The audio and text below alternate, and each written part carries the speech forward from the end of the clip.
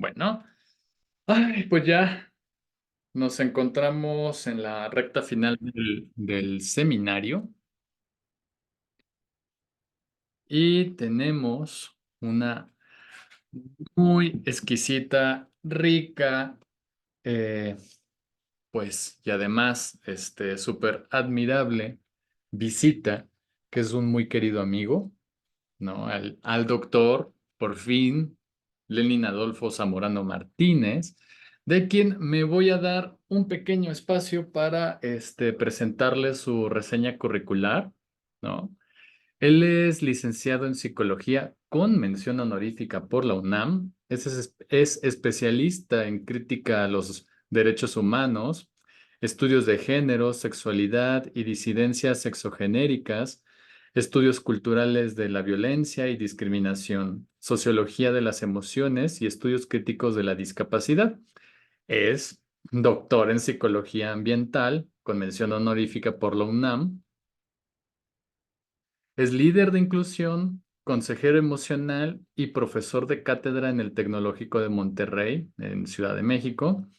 Ejerce la consulta privada y es tallerista sobre temas de solución de conflictos, metodologías en investigación social, violencia y cultura de paz, prevención del suicidio, sexualidad, construcción de vínculos éticos y de construcción del amor romántico.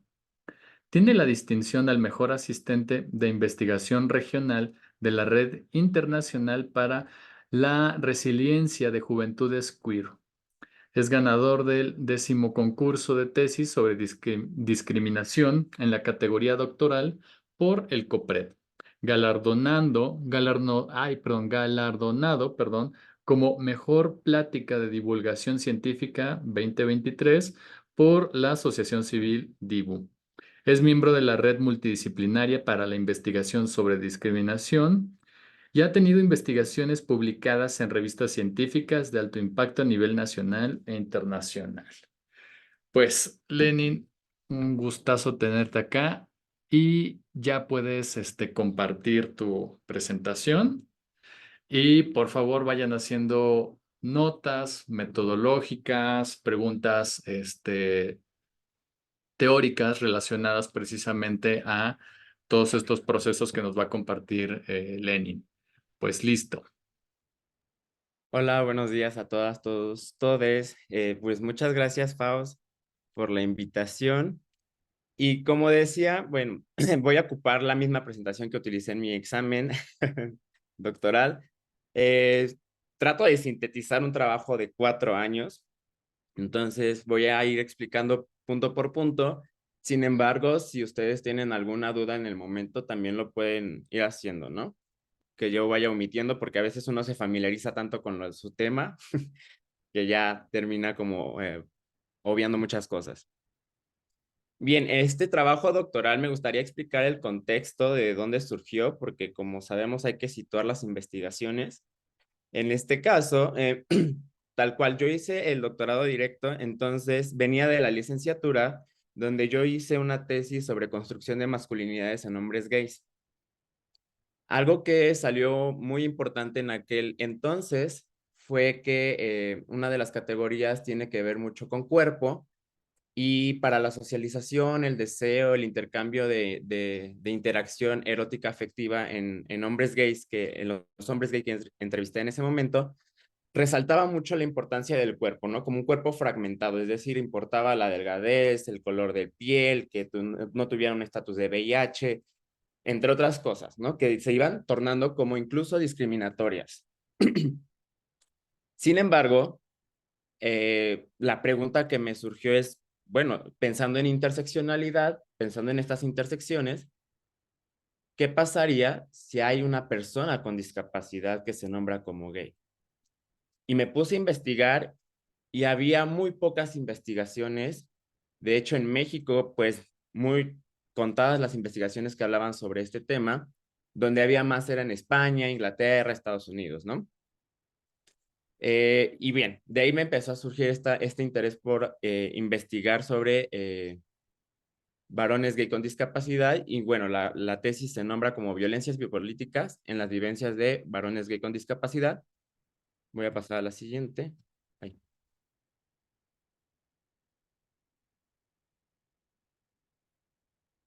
allá. Bien, es importante remarcar, y ya lo voy a decir más adelante, que uno de los marcos interpretativos que usé fue la teoría Foucaultiana, y bueno, eso lo voy a explicar más adelante. Sin embargo, para la teoría Foucaultiana es muy importante hablar de varias cosas, entre ellas, hacer una arqueología, que es como un recorrido histórico, ver qué hay en la historia de ciertos conceptos, de ciertas categorías, formar genealogías, es decir, qué nodos importantes hay en la historia de estos conceptos para que se fueran construyendo, y la construcción de dispositivos, es decir, que son tejidos de discursos y prácticas que se fueron haciendo a lo largo del tiempo para que se producieran ciertas subjetividades. En este caso, bueno, voy a hablar de mis tres conceptos clave que fueron guiando, o conceptuales que fueron guiando mi investigación, que es la sexualidad, la discapacidad y la violencia. Sin embargo, a la luz de este marco interpretativo, los tomo como producciones biopolíticas.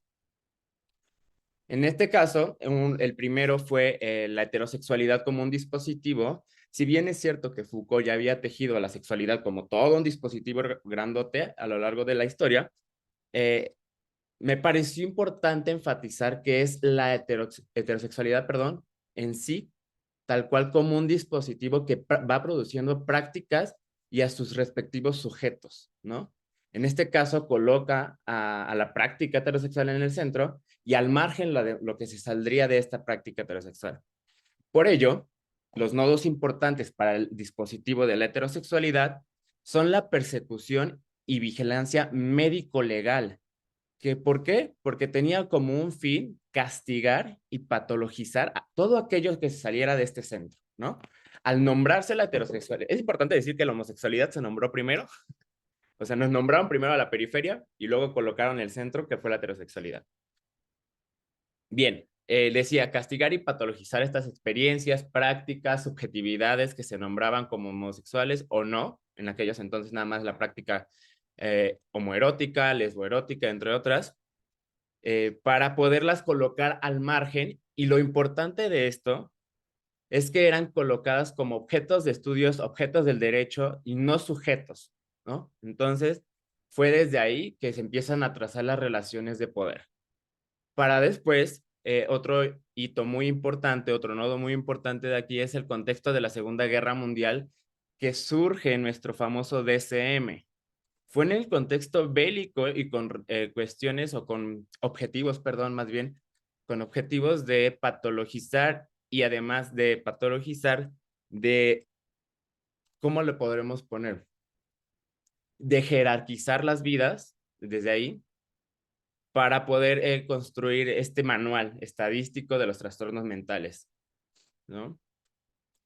Luego viene, bueno, en donde aparecía ya justo tal cual la categoría homosexual como una patología. Ya se empieza a tejer entonces, como les mencionaba, una subjetividad que va a ser el objetivo para poder punitivizar. Surge el contexto de los 80, también es importante mencionarlo aquí en este dispositivo de la heterosexualidad, porque entonces ya estigmatiza al cuerpo en el campo de la salud, colocando a las personas, principalmente en este entonces a los homosexuales, con la enfermedad como un castigo divino o como una cuestión que tiene que ver con la religión. Si de sí, como ahorita lo puse allá abajo en Resistencias, ya se había quitado en el 73 la homosexualidad como una patología del DSM, en esta época de los 80 con la pandemia del VIH, vuelve a caer un estigma muy fuerte que marca los cuerpos. Recordemos que un estigma desde Goffman es esa marca que queda, ¿no? A lo largo del tiempo. Y justo la va persiguiendo, lo va persiguiendo el sujeto homosexual en estas cuestiones, como lo vemos hasta nuestros días. ¿Por qué? Porque seguimos considerando, se sigue considerando, perdón, a la homosexualidad o las prácticas homosexuales o homoeróticas como una enfermedad, como un castigo. Todavía hay discursos de odio que van en ese tenor. Y digo, me enfoco en los hombres homosexuales ahorita o hombres gays, porque pues de eso va mi proyecto. Sin embargo, no tomemos en cuenta que es todo un espectro muy grande el que ha sido castigado y punitivizado, ¿no? Bien, En todo dispositivo, como en todo ejercicio de poder, ya lo decía Foucault, hay resistencias. Estas prácticas que podremos decir que van en contracorriente, discursos que van en contracorriente y le van a hacer fricción a estos dispositivos. Una resistencia en ese sentido de este dispositivo de la heterosexualidad son los movimientos LGBT de Stonewall, allá a finales de los 60 en Estados Unidos. Lo pongo no es porque sea el único hito importante, sin embargo, fue el más sonado. Y tomemos en cuenta que en Estados Unidos la globalización y todo eso, pues se hizo llegar más rápido todo este tipo de la cultura estadounidense, pero hay más movimientos bueno, por ejemplo, en México, ¿no? Está el DSM-3, como lo decía, en el 73, se quitó a la homosexualidad como una patología, y aquí en México, en las marchas del orgullo en los 70s y 80s, aunque es muy importante mencionar que no surgieron tal cual como marchas del orgullo, así como en Stonewall después de los disturbios. Sin embargo, había estudiantes, por ejemplo, que eran principalmente hombres y mujeres gays y lesbianas que estaban en las marchas de remembranza del 68, del movimiento del 68. Es donde se empiezan a notar como aquellos activismos LGBT, ya después a finales de los 70 y principios de los 80 es cuando ya empiezan a hacer sus propias marchas. Ahora, como les decía, todo dispositivo tiene una producción de subjetividad o de sujetos. Esto es muy importante dejarlo en claro, que va produciendo subjetividades. En este caso puse la producción del sujeto con discapacidad, cómo es que se va gestando esta idea de que hay cuerpos que no funcionan al sistema, ¿no? En general.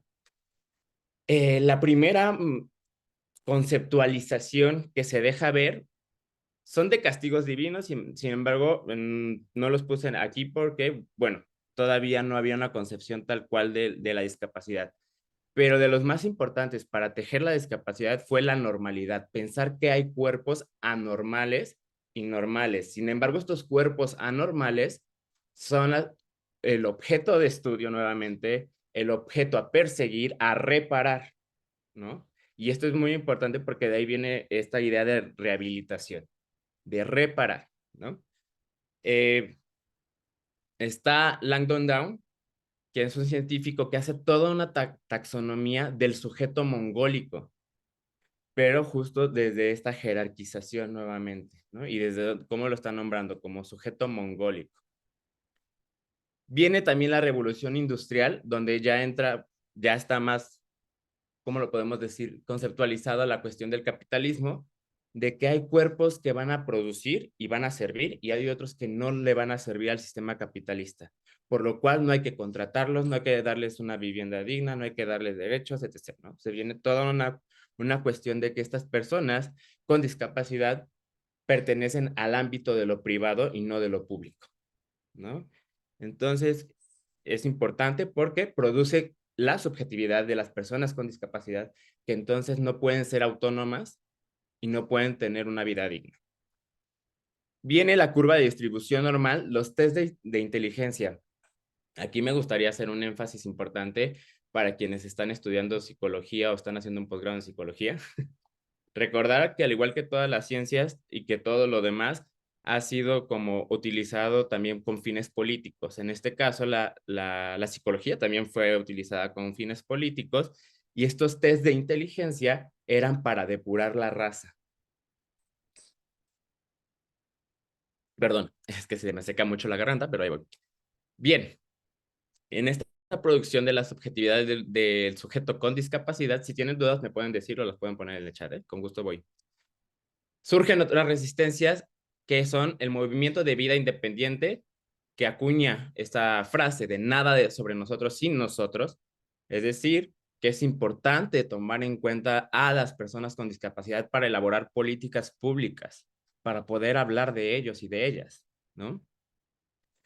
Y el modelo social de la discapacidad de Mike Oliver, donde se empieza a criticar los modelos médicos tradicionales que lo que buscaban era que la discapacidad no se viera, se evitara, o bien que fuera una cuestión que habría que utilizar como un terreno de estudios sin tomar en cuenta la voz de las personas con discapacidad, ¿no? La violencia como una tecnología de poder. ¿Qué hace una tecnología de poder a grandes rasgos? Es decir, subjetivar. Crear ya sea cuerpos dóciles, cuerpos adiestrados, subjetividades con miedo, subjetividades que no crean o piensen que no tienen agencia. El objetivo de una tecnología, de la violencia como tecnología de poder, es de dañar, ya sea las necesidades básicas más principales, como es no ir al baño, por ejemplo, para las personas trans que no tienen espacios en las escuelas. Esa es una necesidad básica y se está dañando esta cuestión. La física y psicológica, ya sabemos como no necesitamos como las grandes palabras, sino nada más con un insulto, con una mirada, se va disciplinando los cuerpos, por ahí entra lo psicológico también, y la económica, social y política. Es decir, que no hay acceso, que no hay políticas públicas, que no hay, los derechos no se están cumpliendo, entre otras cuestiones. Para actuar, de hecho, este tejido de la violencia como una tecnología para actuar como sistemas, en este caso la homofobia y el capacitismo, y bueno, también es importante decir que las tecnologías de poder crean sus propios saberes. ¿A qué me refiero con esto? Pues bueno, en el caso de la violencia, hay estadísticas de crímenes de odio y de a las barreras con las que se enfrentan las personas con discapacidad. Solo son datos que no nos están diciendo algo, pero no nos están diciendo mucho. Entonces, ese es el beneficio que tienen las tecnologías de poder, que al crear sus saberes, nuevamente están creando objetos de estudio, pero no se está haciendo nada por estas poblaciones. Bien, hasta aquí fui un poco rápido, pero no sé si tengan alguna duda o quieren hacerlas al final. ¿Tienen alguna duda? Yo diría igual que hasta el final, para no cortarte. De todas maneras, estamos anotando cositas, ¿eh? Ok, este fue mi primer capítulo. El segundo capítulo ya dar más contexto del estado del arte, ¿no? Bueno, es importante mencionar que justo puse a la heterosexualidad o los dispositivos de la heterosexualidad, la producción del sujeto con discapacidad separados y menciono el capacitismo y la homofobia separadas porque las complicaciones que hubo al buscar estudios es que no había muchos estudios con estas intersecciones, ¿no? No se tomaban en cuenta y menos estadística. Entonces, esa es la complejidad en la que radica la investigación.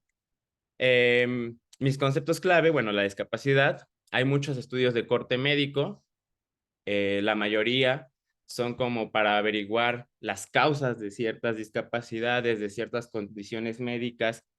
Es como nada más buscar causa y efecto y cómo se puede reparar o hacer menos visible. Ese es el, el objetivo de los estudios de corte médico en cuanto a discapacidad y sexualidad o cómo potencializar la sexualidad, cómo puede vivirse la sexualidad en el cuerpo con discapacidad, pero no hay una investigación de aquellas que yo vi en ese entonces, médica, donde tomara, por ejemplo, la voz de las personas con discapacidad, ¿no? Como le decía, nuevamente se toma como un objeto de estudio nada más. Es la más dominante, es de las que más hay, de los estudios que más hay, por eso lo pongo como el eje dominante en el campo de la discapacidad.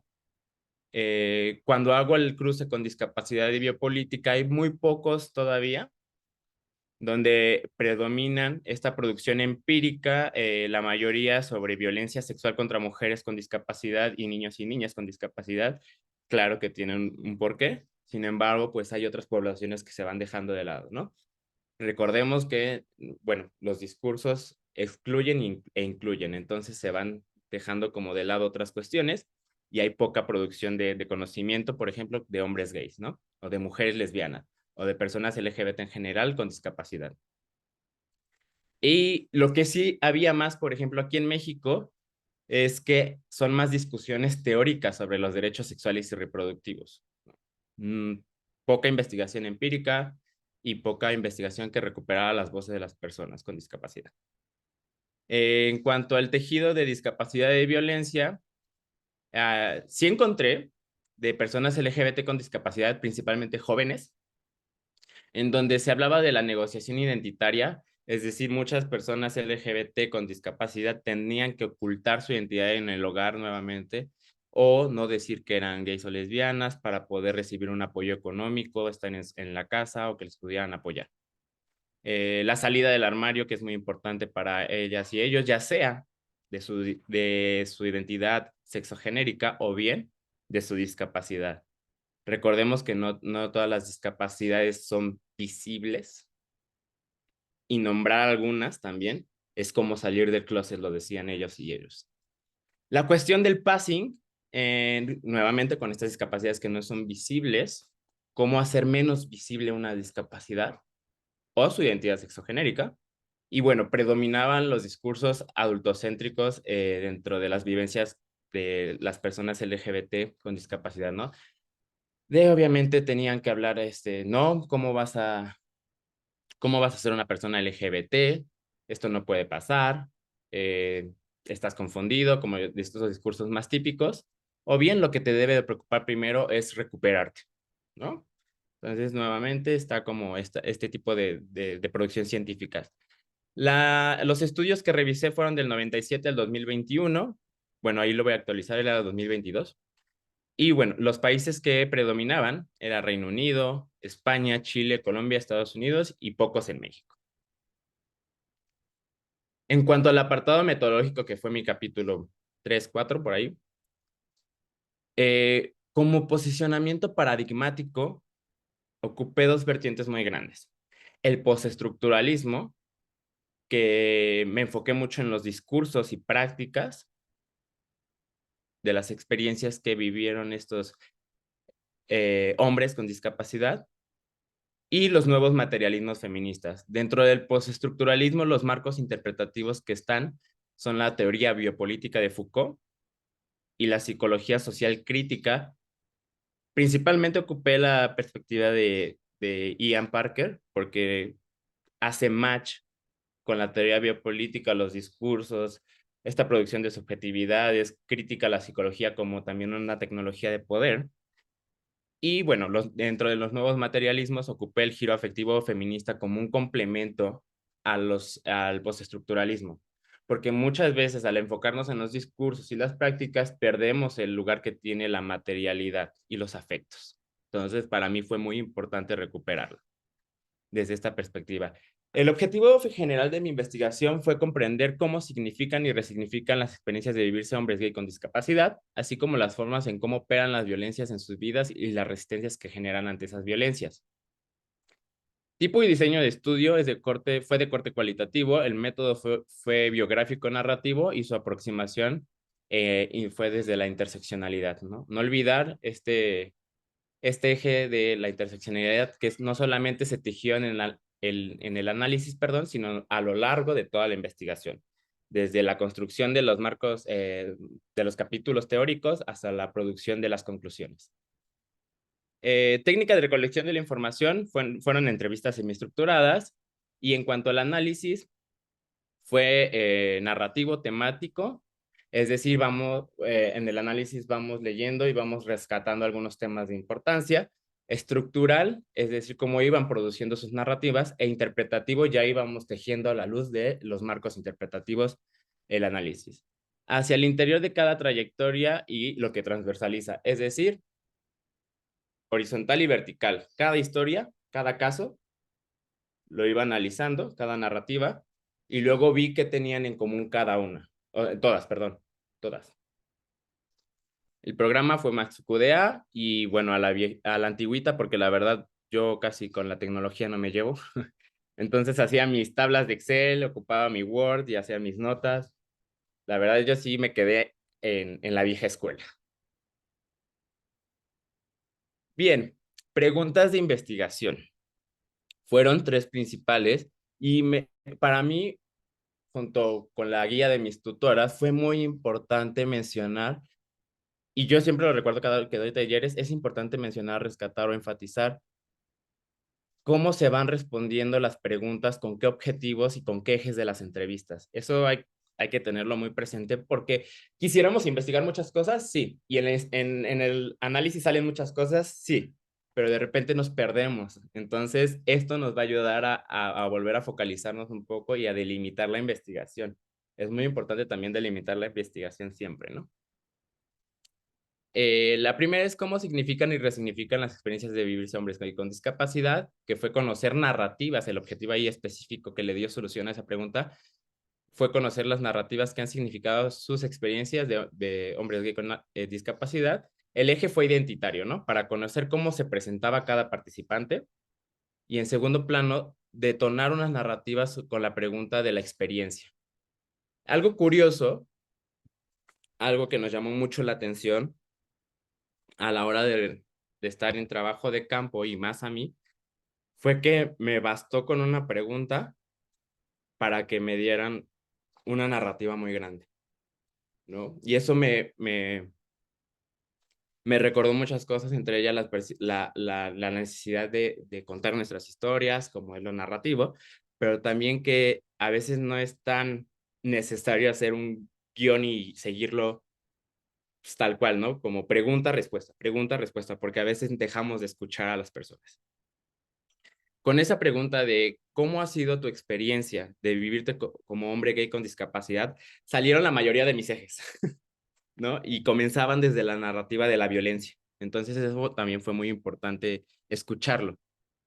La segunda fue de qué formas operan las violencias que viven estos hombres gay con discapacidad. Con dos objetivos específicos le di respuesta, que fue conocer las violencias que han vivido y analizar las maneras en cómo estas violencias toman lugar en la subjetividad, en su cuerpo y emociones. Desde ahí les decía, por eso es muy importante los nuevos materialismos feministas, para no dejar de lado que nada más producen subjetividad, es decir, pensamientos, cogniciones, entre percepción de cómo se leen a ellos mismos, ellas mismas, sino también en el cuerpo, la sensación, cómo se pone rígido ante ciertos escenarios, cómo es que va tomando postura este cuerpo, o cómo es leído o interpretado el mismo cuerpo y las emociones, y ahorita van a saber por qué fue muy importante también para mí las emociones. Y bueno, los ejes de la entrevista fueron experiencias de violencias en distintos ámbitos y la afectividad, ¿no? Es decir, qué emociones producía. En ese entonces, pues yo no tenía mucho bagaje de cómo las emociones pueden impactar en otras áreas. Es decir, tenía más esta visión psicológica hasta que encontré, por ejemplo, textos como los de Saramet. Entonces me di cuenta la importancia de las emociones como, vamos a ponerlo así, facilitadores sociales, donde nos ayudan a alejar o acercar a ciertos cuerpos. Y la tercera, ¿cómo resisten a estas experiencias? Pues las formas de resistencia, analizar las formas de resistencia, identificar acciones y herramientas que emplearon para afrontar y resignificar estos eventos críticos que vivieron.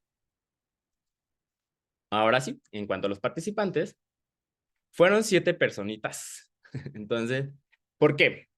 Porque una fue, en las consideraciones éticas y las cuestiones metodológicas lo hago visible, fue una investigación hecha en épocas de confinamiento, ¿no? Y mi primera, esto es importante, es la flexibilidad de la investigación y las formas en las que vamos pensando en nuestros diseños, porque yo en un primer momento tenía pensado hacer una etnografía institucional, es decir, ir a instituciones que atendieran a personas con discapacidad para poder ver qué acciones tenían y luego ya ir con las personas. Lamentablemente no pude, lancé una convocatoria por Facebook, por todas las redes sociales y fue así como fueron llegando los participantes, ¿no? Entonces las entrevistas fueron hechas vía Zoom, en videollamada y por celular. Por celular fueron aquellas personas que viven con una discapacidad visual, porque no querían que estuviera alguien ahí para que les ayudara a enfocar la cámara, querían un momento de privacidad, entonces se adaptó a la llamada telefónica. Enrique, Alonso, Luis, Sándor, Alfredo, consejero y Dani. Enrique de 31 años con una discapacidad motriz, su diagnóstico es parálisis cerebral desde el nacimiento y de Mérida, Yucatán. Fue el primer participante que entrevisté.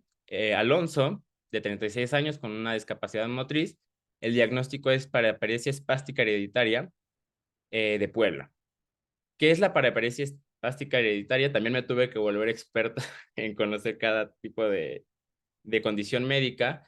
Es una condición médica que se va traduciendo en discapacidad motriz a lo largo del tiempo. Es hereditaria, como lo dice su nombre, sin embargo, se expresa en algún momento de la edad adulta. No sabemos cuándo, pero se empieza a expresar y es progresiva y va afectando principalmente la parte inferior y después la posterior, ¿no?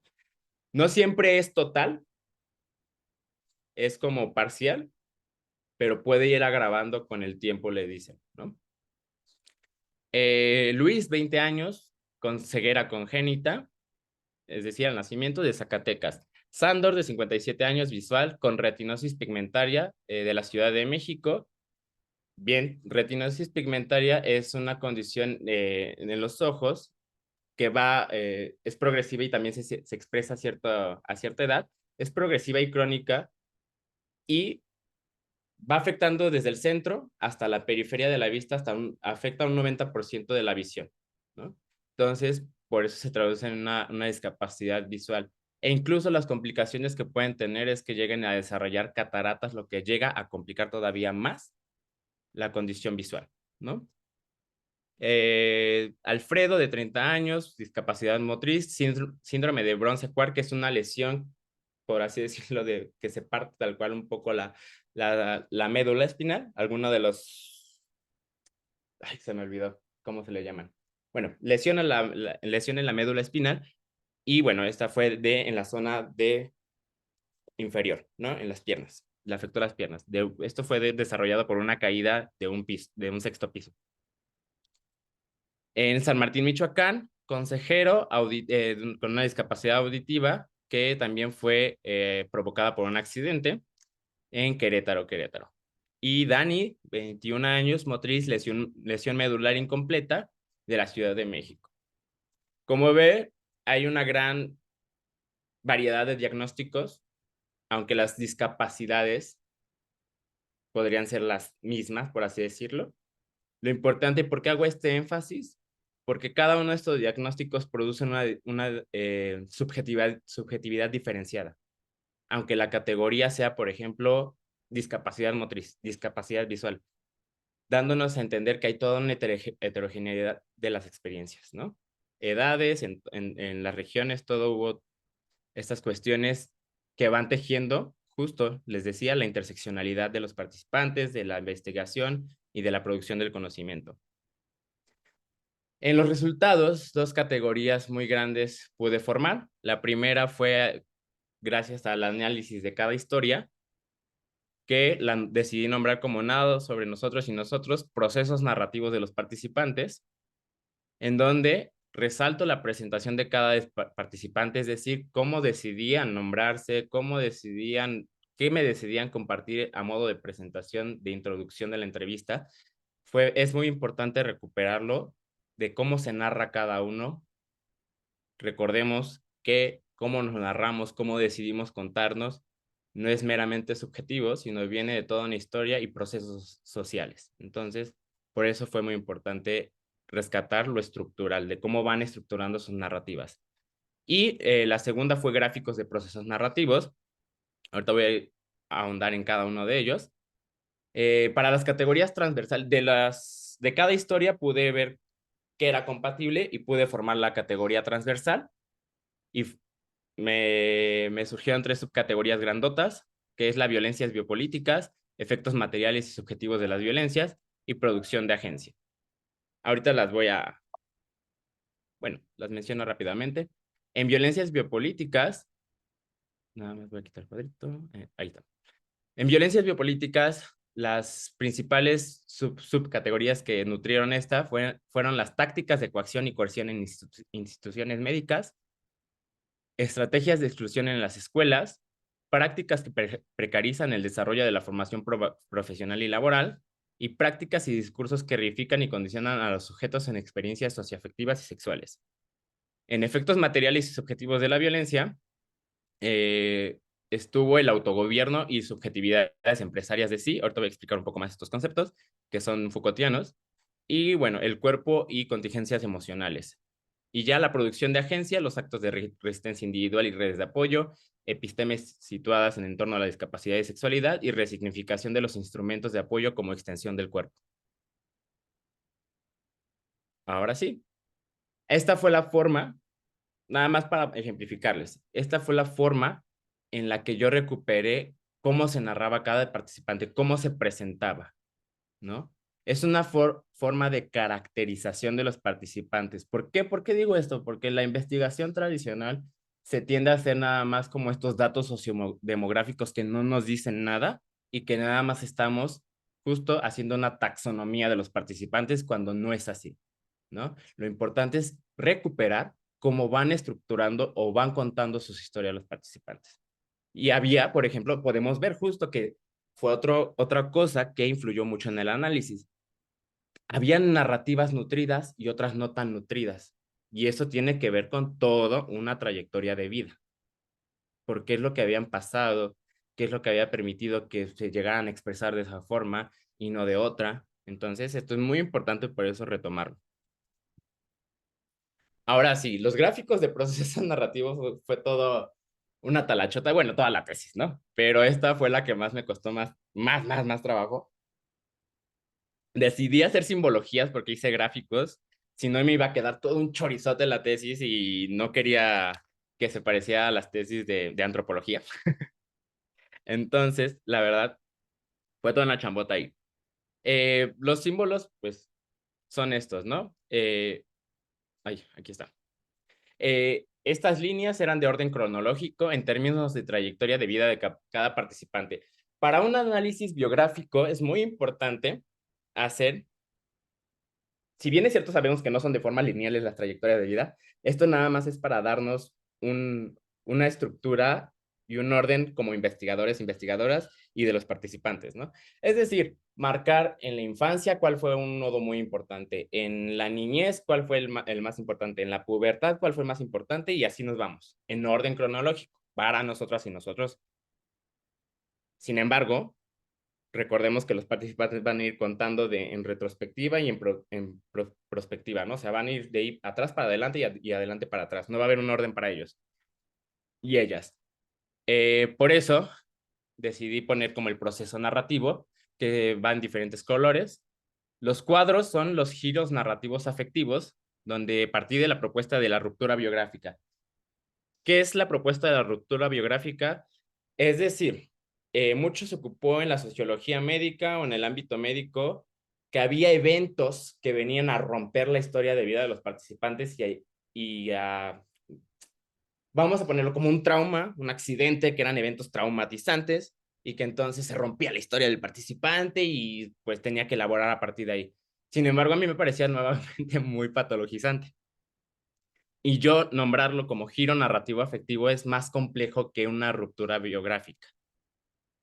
Es decir, hay toda una reinterpretación por parte de las participantes. No solamente es mero accidente, no es el trauma, no es esto, sino que también hay agencia de los participantes para elaborar a partir de ese evento. Entonces, por eso decidí nombrarlo de esa forma. Y bueno, los conectores de los giros narrativos afectivos con el orden cronológico. ¿En qué momento se dio ese giro o esa reinterpretación de la historia de vida? Bien, nada más así a grosso modo, porque son muchos, les quiero enseñar cómo hice estos giros, estos trayectos, estas historias de vida. Eh, por ejemplo, en el de Enrique para mí fue, él mencionaba la niñez, la pubertad, la adolescencia y la adultez como factores muy importantes en su vida. Eh, y cómo se nombraba cada giro o cada momento, cada hito importante, cada nodo importante en su vida, sobre la diferencia, la vergüenza, el duelo, el reconocimiento y el orgullo. La diferencia fue marcada porque la escuela, al ingresar a la escuela, fungió un papel muy importante para él porque pues él no tenía idea de qué era la discapacidad, no tenía idea de qué era vivir con un cuerpo en andadero, en silla de ruedas, hasta que entra y alguien o un niño o las miradas de las personas lo hacen sentir diferente y se produce toda una subjetividad o concientización o conciencia de la discapacidad. Es decir, yo soy diferente, yo soy el cuerpo discapacitado, entre comillas. Recuerden que no se dice así, pero así lo vivían. Entre otras cuestiones, se va marcando estas cuestiones, estas dinámicas de poder y viene la vergüenza, ¿no? de no querer participar, de no querer involucrarse por el miedo al rechazo también. Así fue que armé cada trayectoria de vida, cada proceso narrativo, donde también era importante las redes de apoyo, ¿no? Porque también nutren las formas en en las que se van narrando las personas y van produciendo su propia historia. Cómo van a resistir a esas prácticas de violencia, cómo van a resistir a esas prácticas de discriminación, entre otras formas. Y que le dan otro sentido a a su propia experiencia y a su forma de contarse. La mayoría comenzaban con un duelo, la vergüenza, con el miedo, y hay quienes nombraron la superación personal, el orgullo, entre otras cuestiones. Ay, Cari tiene una duda. Dale, Cari. Doctor, ¿cómo hizo para que estos giros narrativos afectivos los pudiera conceptualizar? ¿En qué se basa para hacer esto o en qué se basó? Perdón. ¿En qué me basé para nombrar los giros narrativos Ajá, afectivos? Muy bien. Recuerdan que les había dicho que había estructural, temático y interpretativo en el análisis. El temático era yo rescatar como los temas, cuál era el tema más importante de ese fragmento que me está compartiendo la persona, ¿no? Es decir, me cuenta la historia de cómo vivió discriminación en la escuela. Ah, el tema ahí es discriminación escolar, ¿no? Saqué la categoría, pero ahora, con el marco interpretativo, ¿cómo voy a nombrar esa categoría? ¿No? Es decir, desde la teoría Foucaultiana, no sé, le puse como prácticas de exclusión, algo así, no me acuerdo cómo le había puesto, pero desde ahí yo empecé a tejer estos giros narrativos afectivos. Me basé en la forma de análisis, una, y la otra mis marcos interpretativos, y lo más importante, los fragmentos de donde dicen estas cuestiones, ¿no? Donde lo nombran tal cual literal. Por ejemplo, aquí con Dani, en Miedo, no quería ocupar el bastón porque, ¿qué van a decir de mí? Porque me van a hacer burla, tal cual como se expresaban. Estos fragmentos que son importantes. Desde ahí, en cuanto a nombrar los giros narrativos afectivos, esa fue fue una propuesta mía. No había una teoría tal cual. O sea, me basé en la teoría, en el diseño de método biográfico narrativo y en el giro afectivo, pero no había el concepto como giro afectivo narrativo, no había un concepto tal cual que se nombrara. Por eso digo, es como una propuesta alternativa a la ruptura biográfica. ¿y cómo le fue, doctor, con sus sinodales? Muy bien. O sea, yo nunca me quejaría de mi comité porque fue un comité que me acompañó muy cálidamente en todo momento, entonces no tuve ningún problema. Todo lo que yo proponía me daban sí. Gracias. No, no, nada a ti. Mencionaste estructural, temático y qué. E interpretativo. Ah, gracias. Sí, sí, de la teoría narrativa, mucho lo que se trata de rescatar es, por ejemplo, el análisis narrativo muy tradicional, nada crítico, lo que hace es como recuperar estos hitos y nombrar como el superhéroe y la narrativa de superación y la va puntuando. Incluso hay análisis, ahorita no recuerdo qué tipo de análisis es, pero hay análisis en los que se forman una grafiquita y lo van marcando como positivo o negativo esa narrativa. Y para mí eso era nuevamente quitarle el peso que tienen los participantes y la experiencia de los participantes y volver a hacer como la investigación, la perspectiva del investigador lo más privilegiado, ¿no? Yo tengo el derecho de nombrar que era positivo y que era negativo para ti. Entonces, no me pareció y por eso lo hago así como un proceso, como una espiral en la que se van formando cada una de estas narrativas. Bien, para el cierre de este apartado, como conclusión, bueno, había reproducción de narrativas que estaban ancladas a sistemas de opresión, capacitismo, homofobia, entre otras. Eh, un aporte novedoso es la producción de la conciencia de la discapacidad, diferenciarla, cómo se va diferenciando de las experiencias, ¿no? En el caso de las personas con discapacidad que la viven desde la niñez, esta discapacidad, se da en el ámbito escolar la producción de conciencia de la discapacidad. Es donde se marca este sentido del otro Y las principales formas en que se da el sentido del otro es efecto de las miradas y el distanciamiento, ya lo decía Olga Sabido, y se produce exclusión y enunciación por otros. Tiene que nombrarme alguien más en la escuela desde ese momento para que yo empiece a producir la subjetividad de esta discapacidad, la conciencia de esta capacidad. Yo soy el diferente, yo soy el otro, yo soy el que está mal, el que no puede estar aquí. Y aquellas personas con discapacidad que fueron asociadas a una condición médica ya después o que fue vivida desde un accidente o lo adquirieron desde un accidente, la noticia del diagnóstico, esto no es una novedad, pero sí es como muy importante, la noticia del diagnóstico es la que les da sentido y produce esta conciencia de discapacidad. Se vive como una tragedia o un duelo, donde la tragedia, el duelo y el diagnóstico están vistos de discursos capacitistas. Y aquí sí voy a hacer este énfasis. No es que estemos en contra del diagnóstico, no es que el diagnóstico esté mal, de hecho es muy funcional.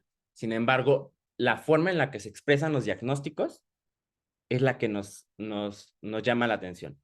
Siempre es desde el no. No vas a hacer esto, no puedes consumir esto, perdiste la salud, perdiste un pie, perdiste la vista, ¿saben? Pero no se dice qué sí o qué alternativas hay, o muy pocas veces se habla de eso. Y se da de golpe siempre, ¿no? Como si fuera nada más de, ahí te va.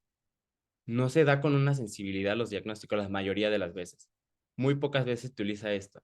Y nuevamente se le da un peso importante en la narrativa de la persona porque pareciera que la persona se vuelve el diagnóstico, ¿no? Entonces es muy importante remarcarlo. Los discursos capacitistas que nombran la corponormatividad y funcional como eje de los cuerpos que son funcionales para el sistema. Las prácticas de rechazo por otros hombres fue importante.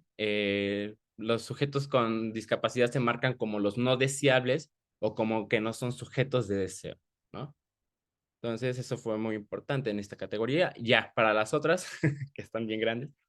Violencias biopolíticas, la subcategoría de tácticas de coacción y coerción en las instituciones médicas. Fue también muy revelador, muy triste, muy doloroso hacer este análisis de esta parte de las entrevistas, porque nuevamente nos damos cuenta cómo las instituciones, los discursos hegemónicos dentro de la medicina, la psicología, la rehabilitación, siguen siendo violentos, ¿no? Era algo que yo no me imaginaba, y mucho menos la expresión con la que lo hacían las médicas, médicos o enfermeros y enfermeras. eh, Uno piensa que va a estas instituciones justo para poder ser atendido y ejercer un derecho y lo que hacen es precarizarlo, ¿no? Entonces, las tácticas de coacción, perdón, y coerción dentro de las instituciones médicas fue el objetivo de hacer dóciles y funcionales a los cuerpos. Es decir, te dejas operar o hay muchos, por ejemplo, en el caso de Enrique, de niño, lo obligaron a operarse. Él no quería, se agarraba de todo lo que podía y con toda la fuerza y aún así lo quitaban a la fuerza, lo lastimaban y lo operaban. En una de esas, en una consulta médica, valoración médica, le dijo el médico a sus papás, es que si se opera a su hijo, va a quedar bien, va a quedar mejor, va a poder caminar. Sin embargo, si no le hacemos esta operación, es muy probable que viva mucha violencia y discriminación en la escuela. Como si la condición médica o la discapacidad fuera lo que produce discriminación y violencia, y no estamos viendo todo un sistema y estamos hablando desde el miedo, desde el prejuicio, nuevamente, cuando Enrique no quería ser operado, ¿no? Porque tenía miedo, porque no quería que le siguieran lastimando su cuerpo, entre otras cuestiones.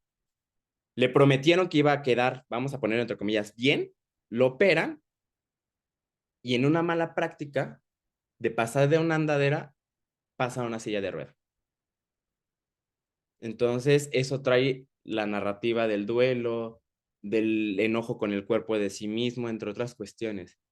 Y bueno, aquí vemos cómo el dispositivo de la discapacidad tiene el objetivo nada más de rehabilitar o hacer menos evidente la discapacidad, cómo se ancla en las instituciones médicas a través de actos violentos en el servicio médico. Por ejemplo, de Daniel o de Dani, algo que pasó mucho es que en la rehabilitación se topó con una enfermera que tenía prácticas de la pedagogía de la crueldad, ¿no? Para animar a sus pacientes, les hablaba fuerte: párate, ayer eres un muñeco de trapo, ¿qué no te quieres rehabilitar? ¿No estás viendo cuánto le cuestas al sistema? Te tienes que poner bien. Entonces, ese tipo de discursos, ese tipo de prácticas producen subjetividades a lo largo del tiempo, ¿no?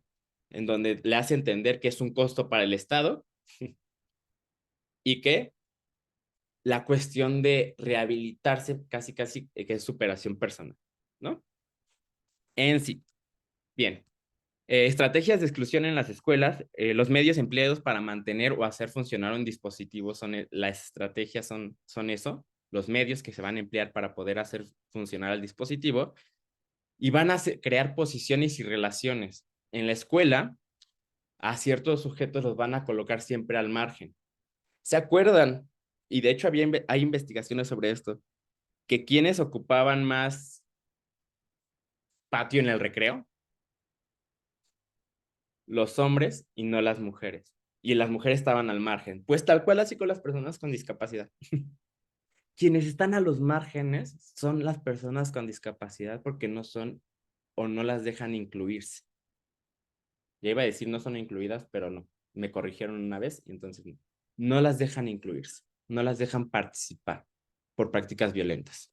Entonces, así se fue en la escuela, en donde hubo escuelas que no querían admitir a las personas con discapacidad porque iban a representar un costo en cuanto a ajustes razonables, cuando sabemos que los ajustes razonables son un derecho.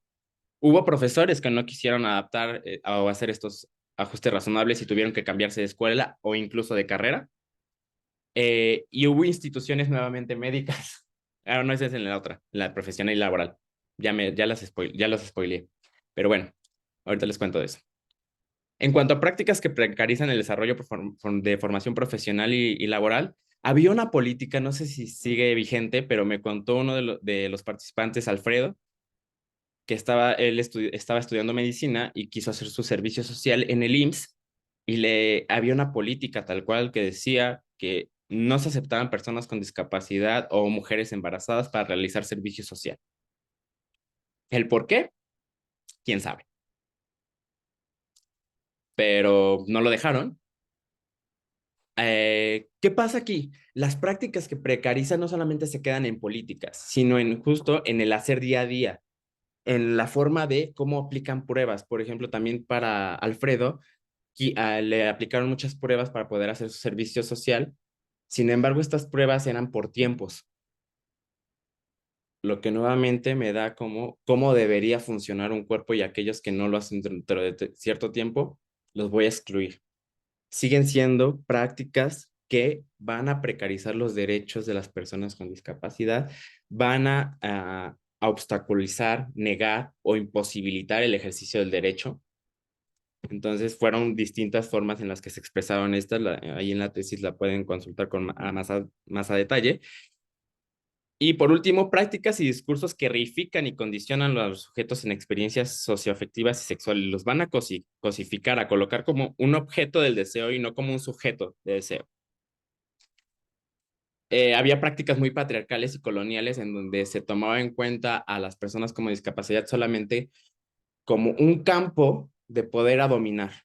Es decir, hubo historias de abuso sexual desde la infancia hasta la adultez. Por ejemplo, fue el caso de Enrique.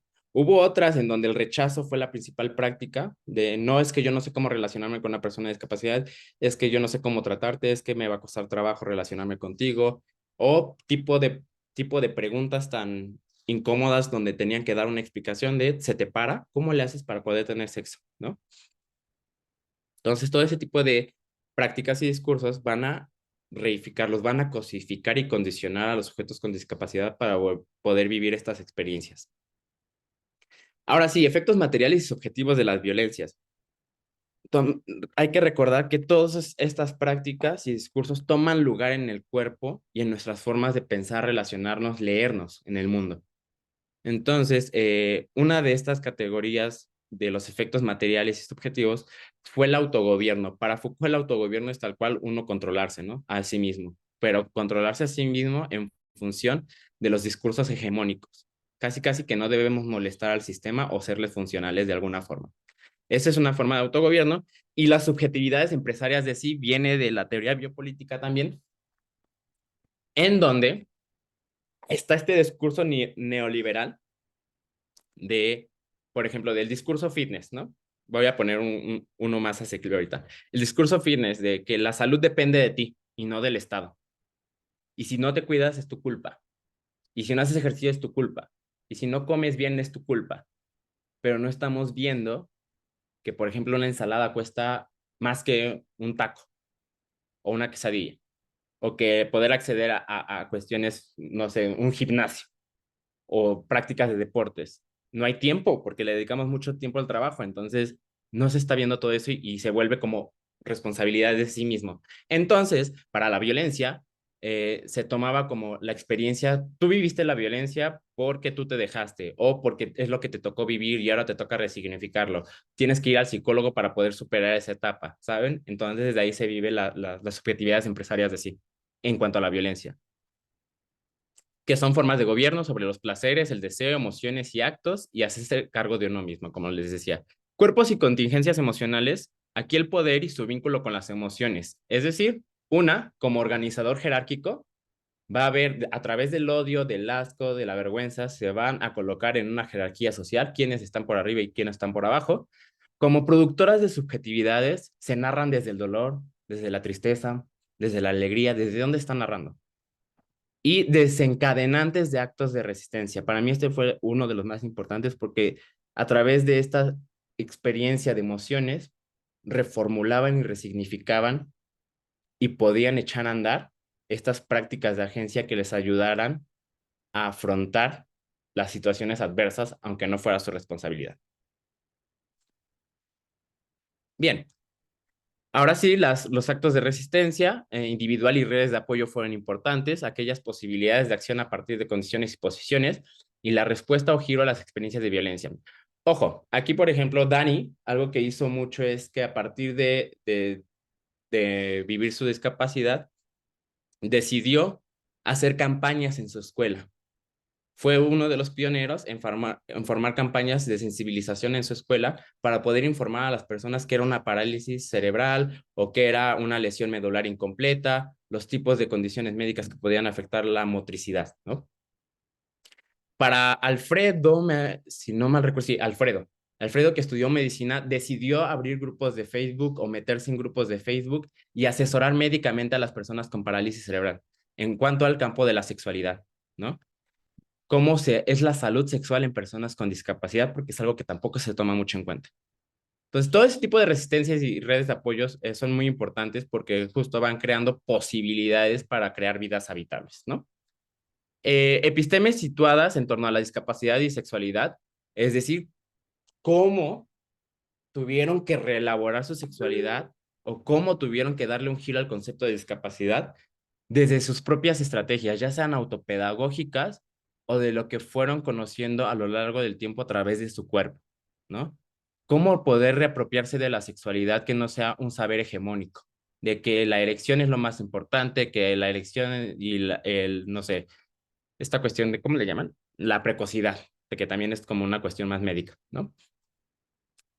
Ese tipo de elaboraciones fueron importantes para los participantes y bueno, la resignificación de los instrumentos como apoyo del cuerpo, como extensión, perdón, como extensión del cuerpo. ¿A qué voy con esto? Que es muy de la escuela de Donna Haraway, de los nuevos materialismos feministas, es decir, cómo lo material también juega en parte, o sea, aquello que está a nuestro alrededor juega parte de nuestra subjetividad y no solamente de nuestra subjetividad, sino de nuestros cuerpos. Por ejemplo, para quienes usaban bastón guía para poder moverse por el mundo con quienes viven con una discapacidad visual, uno de ellos me dijo que él lo vivía como sus ojos, son sus ojos del mundo, ¿no? Esta metáfora tan importante que es para él. O por ejemplo, para Alfredo, él decía, pues es que yo me tuve que reconciliar con mi silla de ruedas porque, pues por mucho tiempo la odió y ahora la toma como incluso su parte, sus pies, ¿no? Y las ruedas son sus zapatitos. Entonces se emociona cada que le cambia las ruedas. Todo ese tipo de reelaboración de los instrumentos que al principio los odiaban o no los querían usar, se volvieron una extensión del cuerpo para ellos. Otro más, por ejemplo, que fue para las relaciones interpersonales, Alonso no quería usar el bastón en un inicio y después, porque por las miradas, cómo se le quedaban viendo, no se le acercaban o no podía ligar en los antros. Y justo él lo reinterpretó y ahora el bastón lo ocupa como un mecanismo de filtro de contactos.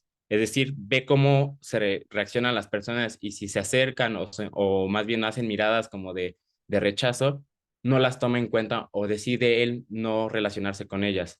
Entonces lo ocupa como un mecanismo de filtro. Y ya para ir cerrando, porque ya me extendí, discusiones, la primera se dividieron en varias partes. Como recuerden que dividí los objetivos y las preguntas, entonces se fueron dividiendo así. Las discusiones en cuanto a ejes temáticos, las prácticas y discursos y estrategias que regulan lo humano o lo no humano a través de la violencia. Es decir, la violencia nos va a servir para dividir quiénes sí son sujetos de derecho, quiénes no, quiénes tienen derecho a una vida digna, quiénes no, quiénes son humanos y quiénes no, ¿no? Esa es la violencia, es el eje dominante de las relaciones sociales, lamentablemente. Las narrativas predominantes sobre la vergüenza, tragedia o duelo siguen siendo predominantes, perdón. Sin embargo, las narrativas como procesos dinámicos hay que entenderlas que no capsulan las identidades, sino que son los giros narrativos afectivos que van a configurar estos giros interpretativos de cómo me voy a leer, cómo me voy a presentar ante el mundo y cómo decido relacionar ante el mundo.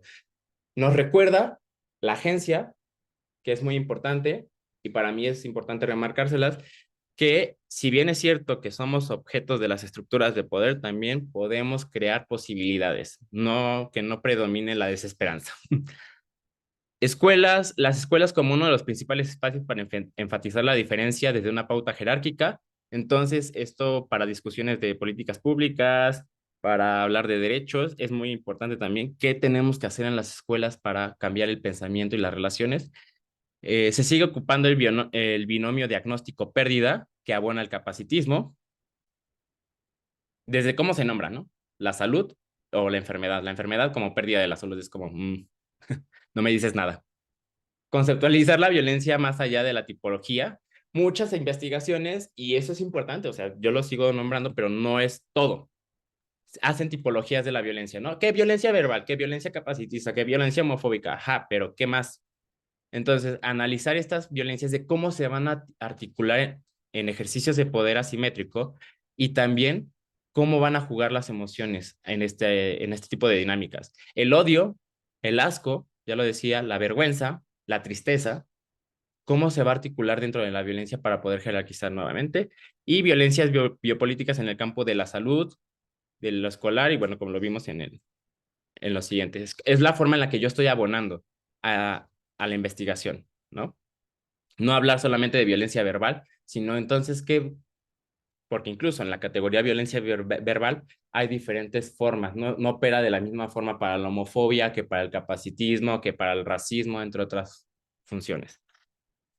El ensamblaje entre los dispositivos de la heterosexualidad y discapacidad sujetan, perdón, mediante formas de autogobierno y producen las subjetividades empresarias de sí.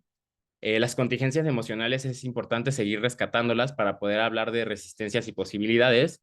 Y bueno, que las redes de apoyo es muy importante, siguen siendo las redes más importantes, la familia en el caso de la discapacidad. Eh, Hablar sobre incluso el ejercicio de los derechos sexuales mediante otras políticas que vayan más allá del trabajo sexual o la asistencia sexual.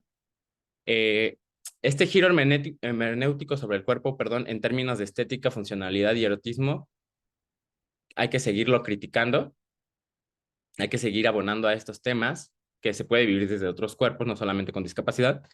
Y bueno, la importancia de la metodología o incluir en el marco interpretativo de los nuevos materialismos feministas estos complejos ensamblajes entre sujetos, materiales, tiempos y situaciones. O sea que cuando hablamos de homofobia, cuando hablamos de LGTfobias, cuando hablamos de todo este tipo de violencias, también hay que tomar en cuenta no solamente lo interpersonal, sino también hay cuestiones, como lo decía, ambientales, materiales que van a facilitar, van a obstaculizar o van a abonar a las posibilidades que puede haber. ¿En qué tiempo se dan? También es importante analizarlos. ¿En qué tiempo se están dando? Porque los discursos se van renovando y cómo crean o en qué situaciones también se van a afrontar. Es decir, darles un contexto, darles forma. Y bueno, como fue en el caso, perdón, aquí lo pongo, de la lectura de los instrumentos de apoyo como extensiones del cuerpo. Ay, ya no me quiere dejar. Ahí está. Ah, no. No se ve mi última. Voy a compartir nada más la de las conclusiones para que podamos ir cerrando. Nada más que no me dejó mostrarla. Acá está.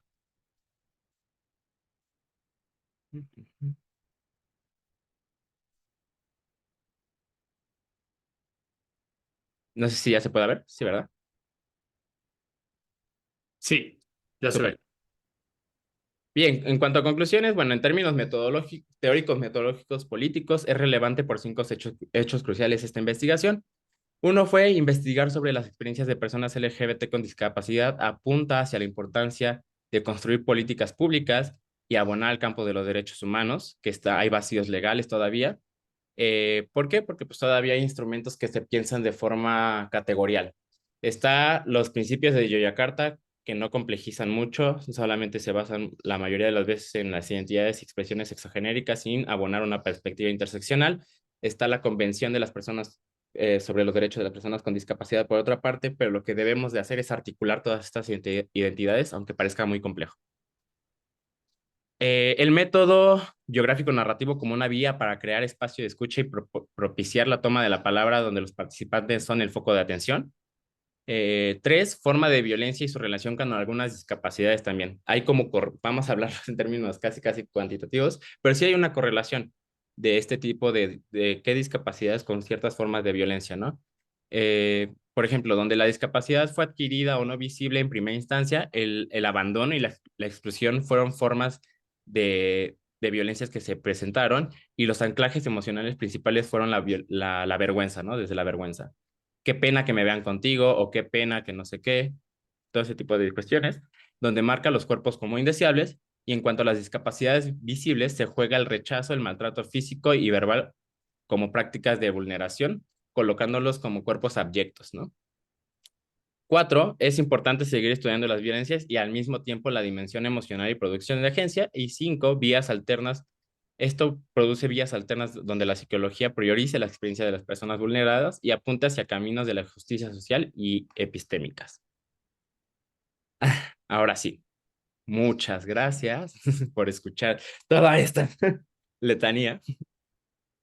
No, gracias a ti. Preguntas que tengan. A ver, Sí, porque hubo cosas que omití, entonces me gustaría escucharles. a ver. Ah, yo pensé que Cari iba a decir algo. No lo sé, algo que quisieran rescatar. Bueno, ahí está, Cari, la primera pregunta. Sí, adelante. De acuerdo a lo que dice, ¿qué era peor, la discriminación o la enfermedad? ¿Qué fue lo que le hizo, primero, querer estudiar acerca de este tema y después, por qué la discriminación y la enfermedad? Ok, en cuanto al tema, justo como lo mencionaba, era por mi tesis de licenciatura.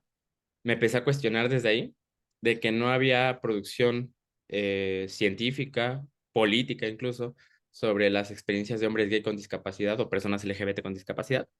Fui filtrando y me di cuenta de la importancia de este tema en cuanto a, pues, porque incluso en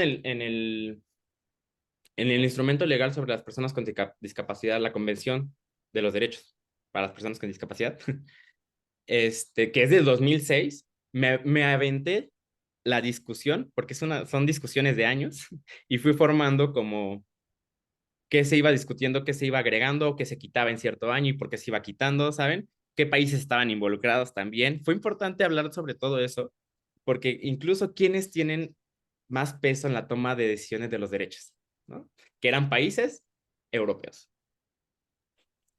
Se fue quitando la cuestión de la sexualidad y sí estaba incluida en la discusión. La tuvieron que quitar porque ¿qué iban a decir sobre las infancias? Entonces se dejó nada más como derecho a la salud sexual, lo que nos quita nuevamente la posibilidad de muchas cosas. ¿Por qué? Porque se habla solamente sobre las consultas médicas, las revisiones, el derecho a la maternidad, a la paternidad, shalala. pero todo entonces vuelve a caer en una lógica heterocentrada y coitocéntrica. Entonces, desde ahí fue, ¿no? Una, de por qué. Porque hay vacío, todavía hay muchos vacíos en cuanto a las personas con discapacidad y que se viven desde lo LGBT. ¿Por qué la enfermedad y la discriminación? Porque son categorías, conceptos tradicionales, hegemónicos, que siguen predominando en la lectura de la producción científica, pero también de nuestras experiencias y de las relaciones sociales, ¿no? Hace no mucho, también como que encarné todo este proceso de enfermedad muy fuerte. O sea, ya me había enfermado. Claro que todo el mundo nos enfermamos. Pero cuando nos llega algo que es muy fuerte, la producción de conciencia de este cuerpo que no está funcionando, que está tirado, que está decaído, y cómo entonces interpretamos las relaciones desde ahí, ¿no? No solamente es mi dolor, por eso hablaba de lo emocional, sino que este dolor se contagia y se le pasa a quienes están a nuestro cuidado o a nuestro alrededor, nuestras próximas relaciones. Es un dolor que se vive en conjunto. Entonces, para mí, hablar de esta categoría de la enfermedad más allá, hacerle una crítica, hacerle un desmontaje, incluso como quitarle este peso tan médico y hablarlo desde una perspectiva sociológica de la enfermedad, una perspectiva del discurso, porque también produce subjetividades, produce un cuerpo que duele a cada rato, produce un cuerpo que está triste a cada rato. ¿Por qué? Porque perdió algo. Se habla desde como lo decía, los diagnósticos y la enfermedad se hablan desde la pérdida. Pero entonces no dicen qué sí se puede hacer. Por ejemplo, cuando me dio esto que fue una faringitis aguda, que fue muy grave, me decían en la dieta que no podía comer. Fue lo principal que me marcaron, pero yo así de, ajá, pero ¿qué sí puedo comer? ¿No? O sea, me estás diciendo, no irritantes, no esto, no el otro, pero ajá, que sí. Y aparte, no me explicaban. O sea, no hay tiempo para explicar, porque entonces las consultas tienen que ser así. Y entra el capitalismo nuevamente y todo esto. Entonces, la enfermedad es muy importante desmontarla, empezar a desmontar los conceptos de salud y enfermedad y cómo se van a subjetivar nuevamente, porque también no todas las enfermedades son lo mismo, no todos los diagnósticos son lo mismo, no todas las, ¿cómo ponerlo? Condiciones médicas se van a vivir de la misma manera. E incluso justo desde ahí, desde la subjetividad, puedes recuperar cuestiones de síntomas. Puedes hacer como toda una lectura diferente y no solamente llegas al médico y te pregunta, tienes vómitos, tienes esto, lo único que te preguntan y no te escuchan. Entonces, vemos cómo tenemos que reconceptualizar la enfermedad para poder recuperar estas experiencias y cambiar la medicina, cambiar la psicología, cambiar otras cuestiones que se van haciendo de forma tradicional. Ahora, sobre discriminación, para mí es muy importante también hacerle una crítica a la crítica y la violencia y discriminación. O sea, sí, está chido que hagamos nuestros estudios, que hablemos de esto, que hagamos estadísticas y todo, pero ¿qué están haciendo las personas también para afrontar? Porque desde ahí también vamos a ver qué necesitan o qué necesitamos. ¿Cómo le están haciendo? ¿Cómo podemos ayudar? ¿Cómo podemos construir políticas que sean desde abajo para arriba y no de arriba para abajo? Porque tenemos nuestros números.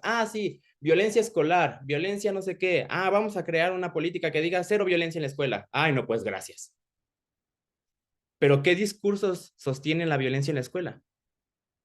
¿Qué se está diciendo? ¿Qué prejuicios están anclando esta violencia en la escuela?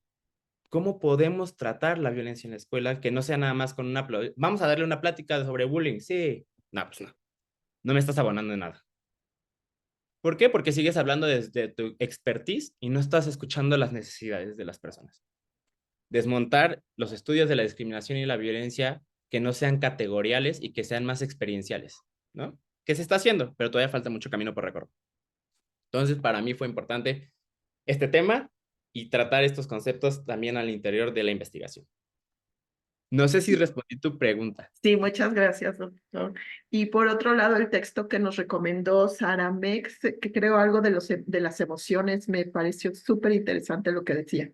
Se llama La política cultural de las emociones ¿Mm? de Sara Met. Está disponible en PDF ahí en internet. Si lo tengo, o no sé si lo tenga Faust, se los paso. Pero sí, fue mi Biblia también para adentrarme al giro afectivo feminista.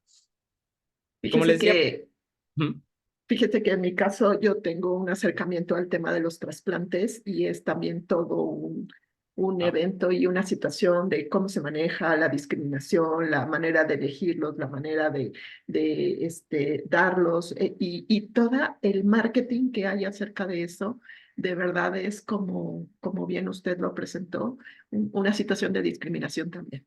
Muchas gracias. ay, qué importante que mencionabas esto de los trasplantes y todo esto, porque también algo que se nos olvida es que dentro del campo de la salud y de tratar la enfermedad está el capitalismo. ¿Quiénes pueden tener acceso a qué medicamentos y qué tan funcionales son estos medicamentos y oportunos para tratar la enfermedad? Entonces, ay, bueno, sí, muy, muy bien, muchas gracias. ¿Alguien más? ¿Quieren? Hola, bueno, Ah, no, dale, dale, dale, Cristian. hola, yo. Sí, a mí se me hace como muy importante, o sea, creo que está como muy bonita. Mi tema también es sobre experiencias de hombres gays sobrevivientes a violencia sexual y estaba como captando ideas, ¿no? Pero algo aquí se me hace como muy interesante la interseccionalidad, ¿no? Y al final lo que dices, ¿no? Cómo habrá personas, o sea, creo que no es lo mismo una persona en Ciudad de México con un montón de atenciones aquí en Tepic, por ejemplo, ¿no? Que aquí en Tepic es como, pues, la situación de los hospitales está como muy precarizada.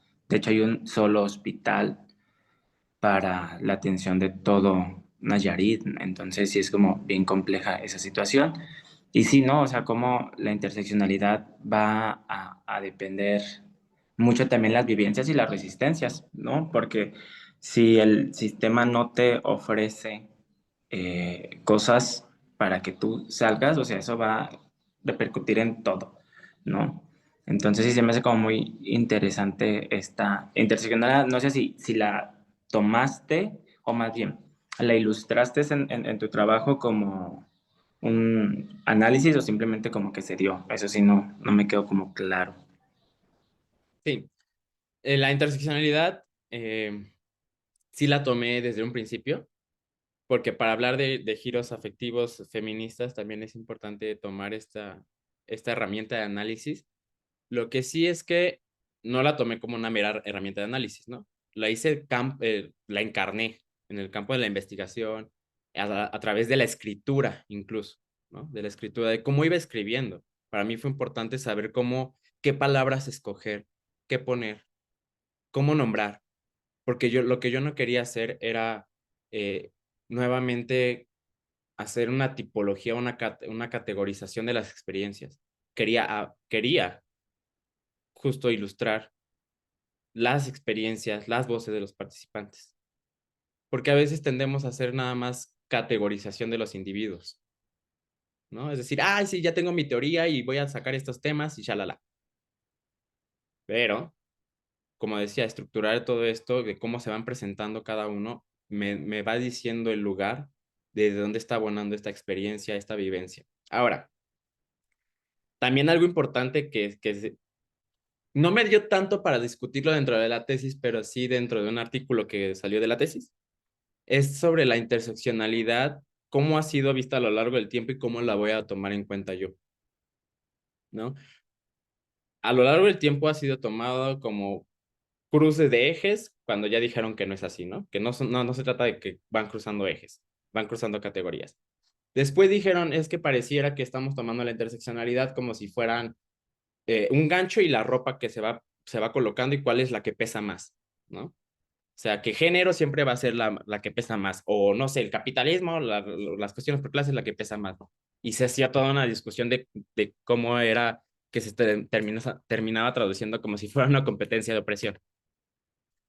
Lo que para Tania, quien es mi tutora principal, para mí, Shivon, entre otras de mis tutoras, fue importante es que cuidara mucho que la interseccionalidad se tornara como qué categoría pesa más y eso, y lo que hice es tal cual, como una brújula, se va jugando como una brújula. dependiendo de dónde me voy a colocar, en qué contexto y con qué persona me estoy relacionando, es que se va a jugar el capacitismo o la homofobia o el ensamblaje entre las dos. Ahí era toda una complejidad analizar de las narrativas, porque si se encontraba ante un cuerpo hegemónico blanco y sin una discapacidad, claro que se echaba a andar más el capacitismo y la estética corporal. Pero si voy a una institución laboral, lo que se estaba jugando también, por ejemplo, para un chico que quería publicar un libro sobre una historia gay de hombres gay con discapacidad, le dijeron, no, es que las personas con discapacidad no tienen estas vivencias y nada más los vas a pervertir. Se ensamblaban los discursos de capacitismo y de homofobia. Entonces, no lo hace, ojo, porque hay una crítica muy fuerte. Parecía que entonces todo es relativo, no lo hace relativo, lo hace complejo, porque la realidad es compleja. No, y entonces tenemos que ser muy, muy cuidadosos con eso.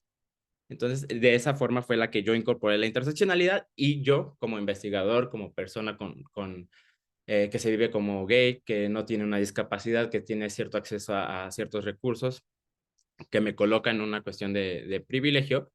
Entonces también era desmontar y trabajar en eso, en mis propios prejuicios capacitistas que vienen las consideraciones éticas. ¿Por qué? ¿Por qué digo esto? Porque incluso antes de que yo entrara a trabajo de campo, eso fue contemplar mi interseccionalidad, fue hacer un trabajo de introspección también, en el que yo decía, pues es que no sé cómo tratar a las personas con discapacidad. Y desde ahí me puse el pie yo solito, antes de entrar a campo, ¿no? Fue algo que me di cuenta y me di cuenta de ese miedo y dije, oye, pero pues, todavía ni siquiera entras a campo. ¿Por qué tienes ese miedo? O sea, ¿qué está pasando? No te estás dando tiempo de conocer, de producir el conocimiento como estábamos diciendo en el campo. Entonces, darse cuenta de estos sesgos, de trabajarlos, de llevarlos a cabo, cuando les decía, al final de una de las entrevistas, de la primera entrevista, que fue un choque de realidad, hacia el final yo le decía a Enrique, por ejemplo, es que para mí es importante incluirlos en las investigaciones y me dicen, ¿te puedo decir algo? Y digo, sí, es que no nos incluyes, nosotros decidimos incluirnos. Y paz. Todo ese tipo de consideraciones y trabajo de campo y diario de campo son muy importantes. Eso marca mi interseccionalidad con la interseccionalidad de la otra persona y nos va ayudando. Por eso les decía, para mí fue, porque soy muy discursivo, lamentablemente peco de discursivo, pero para mí fue muy importante saber cómo escribir incluso, cómo estar escribiendo paso a paso cada uno de mis capítulos. Escoger palabras alternativas, saber cuestionarme cada palabra que elegíamos, ¿no? Entonces era como muy, por eso también me tardé, porque me detenía y decía, no, es que esto no se escucha bien, no se lee bien, se escucha prejuicioso, entonces tenía que reelaborar el párrafo. Pero desde ahí cruza la interseccionalidad, no solamente en el análisis, sino incluso cómo estamos produciendo conocimiento. No sé si te respondí. Sí, sí, sí. Y hay ya como otra, y esta es más que una petición, sobre me dijiste, giros afectivos feministas. Ajá. Ah, no sé si tengas como recomendaciones, artículos o algo así. Igual después nos podemos poner de acuerdo para que me los envíes, porque sí, o sea, ahorita estoy como viendo la construcción de mi marco teórico y de cosas así, entonces ando viendo. Mira, tengo esta revista, se las pasé por chat, que fue mi base. Yo descubrí ahí lo fuerte de los giros, o sea, ya lo había escuchado en seminarios, pero les paso estos que fueron como mis Biblias. Ay, se me cerró. Denme unos segunditos, se las comparto.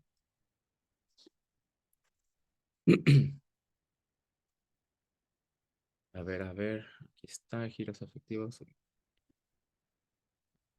Ah, y bueno, hay un artículo de Alba Pons del 2019, no recuerdo cómo se llama, pero es del CIEG, Alba Pons Rabasa, del 2019, así le ponen y sale su artículo, es una maravilla. Entonces, todo eso, esas me sirvieron como una Biblia para hablar sobre los giros afectivos o los nuevos materialismos. Gracias. Buenísimo. ¿Hay alguien más que tenga una pregunta? David, Aranza, Jorge, Yasmín. Digo, también es válido el quedarse con la duda. Yo tengo una, Dígame. aprovechando que eres discursivo.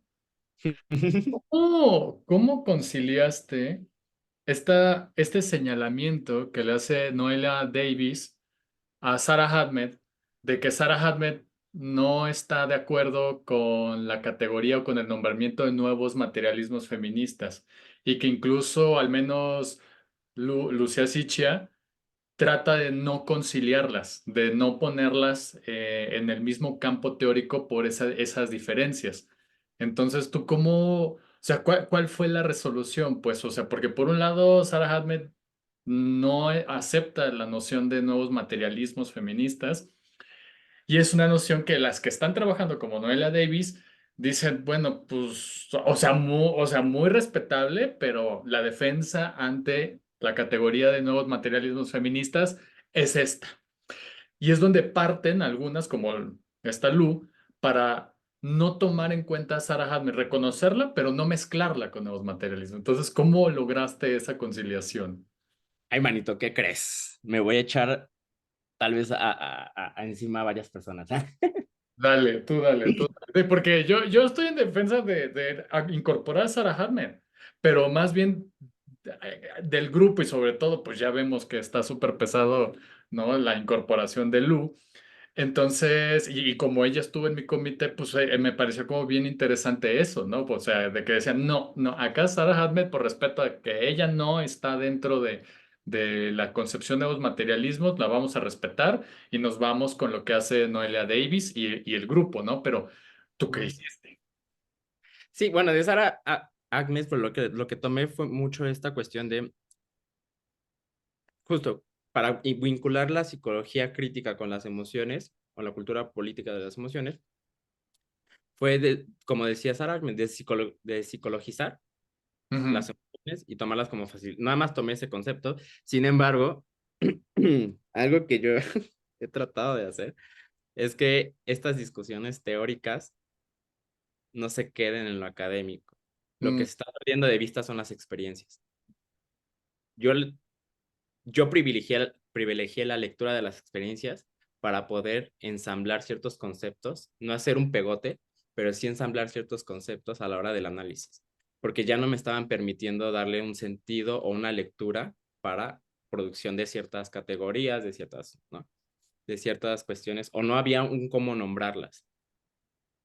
Entonces, para mí siempre ha sido como en la discusión que he tenido internamente, incluso cuando se habla de políticas públicas, mientras nosotros discutimos acá nuestros debates teóricos y a quién tomamos y a quién no, ah, se nos está olvidando son las las, personas. las experiencias. Entonces, para mí, más allá de, ay, sí, vamos a hacerle más caso a un autor que a otro, ¿y por qué? Es que sí se pueden no complementar. Ojo, a ver, no quiero hacer como esta cuestión de, ¿cómo se llama? ¿Qué? Ah, Eclecticismo. ándale, Ah, esa cosa. No de, ahí vamos a llevarnos todos bien y todas bien. Reconocer los límites de cada marco interpretativo, ¿no? Reconocer los límites de cada teoría. Si Sara Ahmed tiene esta interpretación es porque hay un límite, no de ella, sino teórico, que no le está permitiendo tal vez ver qué otro te puede aportar para seguir analizando las experiencias, seguir hablando de la experiencia social. Entonces, no es hacer el pegote, porque sí, no voy a juntar la teoría psicoanalítica con las neurociencias, porque mm, sabemos que tienen paradigmas distintos, pero justo también saber en qué paradigmas y cómo van surgiendo otros paradigmas. Tomemos en cuenta que los nuevos materialismos tuvieron su casa en el paradigma de las cuestiones postestructuralistas.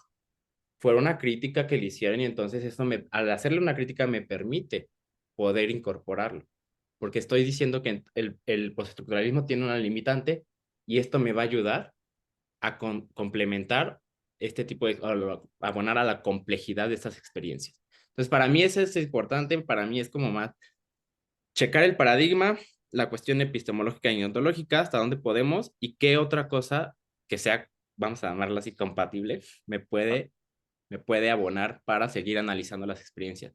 Porque si no, van a ser experiencias que voy a desechar, narrativas que no voy a contemplar, ¿no? Es que mi paradigma o mi teoría, perdón, me permite nada más analizar hasta aquí. Entonces, ¿qué voy a hacer con lo demás que me compartieron los participantes? No lo voy a analizar, no lo voy a meter en la investigación. Para mí, desde ahí, te digo, me podría echar muchas personas encima, pero como la pregunta que me hizo Shir en mi examen sobre la interseccionalidad, me dice, yo sé que te vas a echar a varias personas, pero ¿cómo fue la cuestión de la interseccionalidad también? Entonces, para mí, como yo, Lenin, sí es importante reconocer que hay límites y que Ujú. otras teorías nos pueden abonar a seguir construyendo más amplio esta visión. E Claro, incluso hasta lo que dicen ellas, hasta más heterogéneo, porque claro. si no, nuevamente lo vuelvo a homogenizar dentro de una teoría. Entonces, yo diría eso. No, no, está buenísimo porque como hemos estado revisando estos textos, sobre todo la semana pasada veíamos la de conocimiento situado. Cuando tú hablas del posicionamiento, ahí estás tú rescatando y como diría precisamente esta Harding, ¿no? O sea, la metodología tiene también un límite y un alcance, pero está en función de la capacidad que tiene él o la investigadora. O sea, no es una cuestión de que por el simple hecho de hacer una investigación ya tiene unos alcances maravillosos y ahí está la parte de una tercera persona, nunca hay un individuo ahí claro, ¿no? Sino que acá tú nos dejas ver desde dónde estás situando límites y alcances, desde esta mirada y que tú vas a defender pues más la experiencia encarnada de estas personas a privilegiar una discusión de un grupo cerrado y que pudiéramos ahí poner también la crítica de qué tanto realmente tienen contacto con las experiencias y su debate y su campo está más en la construcción académica, discursiva que tampoco es de que para, ¿cómo se llama?, descalificarles, pero sí para nuevamente marcar límites y alcances de la misma discusión que están planteando. Exacto, y ahorita que me mencionabas esto, me recordabas la importancia de que decía Bárbara Biglia, de incluso hacer transparente lo que pasa en la cocina. Yo me posiciono aquí porque justo digo esto y pienso esto, ya, ¿no? Con eso para que también tomes postura dentro de la investigación y de Ujú, tu elaboración teórico-metodológica. Si tú quieres, adelante, pero justificarlo y hacerlo transparente, ¿no? No decir, ay, porque me gustó esta teoría, no. A ver, ¿qué te ujú. está haciendo sentido y qué no? ¿Y por qué te va a funcionar hacerlo de esta parte, ¿no? Entonces, como decía, situarlo y aparte, pues sí, no solamente la experiencia encarnada de los participantes, sino la misma.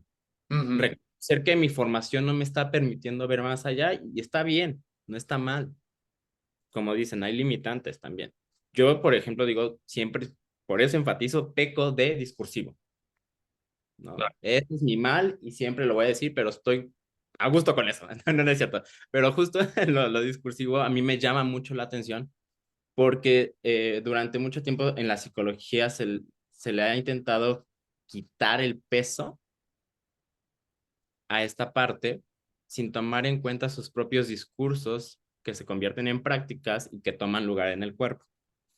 Claro. Entonces, para mí, yo por eso peco de discursivo, lo que se dice, cómo se dice y dónde se dice importa demasiado, ¿no? Ok, pero es como interesante porque aunque tú dices que pecas de discursivo, los nuevos materialismos te anclan a que el discurso no es inocuo a un cuerpo que lo emite. Lo Porque emite. es uno de los señalamientos también de esta psicología discursiva, del construccionismo social, de que pareciera que todo mundo puede construirse en tanto que tenga la posibilidad de nombrar su realidad.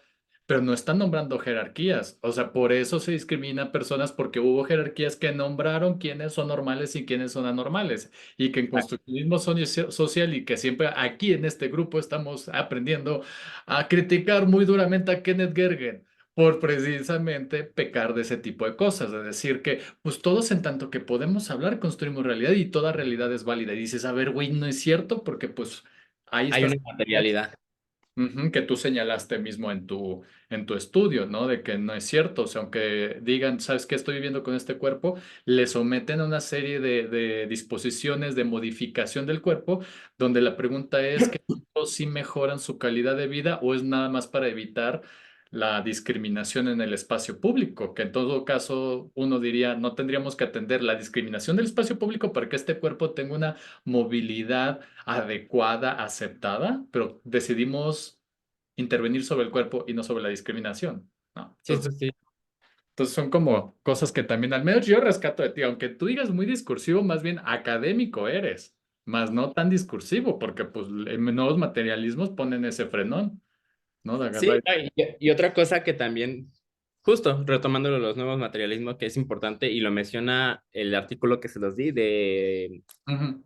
Nardini, Ajá. es esto, ¿no? Que los binomios de género patriarcales, del coloniales, nos enseñaron a pensar que todo pensamiento es contradictorio, ¿sí o no? Mm. Adentro, pero cuando pueden coexistir incluso en nuestro propio interior, ¿no? Y eso nos ayuda nuevamente no a ser relativos, sino más bien complejos en la realidad social. Y como dice Fausto, o sea, que yo digo que soy muy discursivo, no se me olvida que hay una materialidad que narra, que te va diciendo, que hay que por más que digas, por ejemplo, no sé, estás somatizando cierta enfermedad, sí, pero no quita que duele en un cuerpo, no quita que no, porque muchos psicólogos se van con eso, ¿no? Es que estás somatizando el estrés, por ejemplo, yo que vivo con dermatitis, por el estrés siempre me dicen, relájate, esto, el otro. Sí, güey, pero me está picando el cuerpo, me está dando comezón. O sea, ¿cómo me voy a relajar? Paradójicamente, eso es todo lo... No puedo hacer una meditación, porque hay un cuerpo que me está doliendo. Dame Claro. una pastilla, que me va a hacer bien en este momento y ya después me relajo. Pero eso pasa, incluso. Entonces tenemos nuestras propias paradojas. Yo también hablo de los diagnósticos, pero para mí Lenin me da certeza el diagnóstico, me da tranquilidad porque soy una persona que sobrepiensa. Entonces, de ahí están las paradojas y las cosas que podrían ser contradictorias, pero que cohabitamos. Entonces, es compleja la realidad. Por eso les digo, siempre les invito a no relativizar, como dice Faust, porque sí, hay Mm. condiciones históricas, sociales que están ahí presentes y que van a jerarquizar, pero sí tomar en cuenta también el pensamiento complejo. O sea, Claro. no todo lleva esta linealidad de la coherencia. Claro.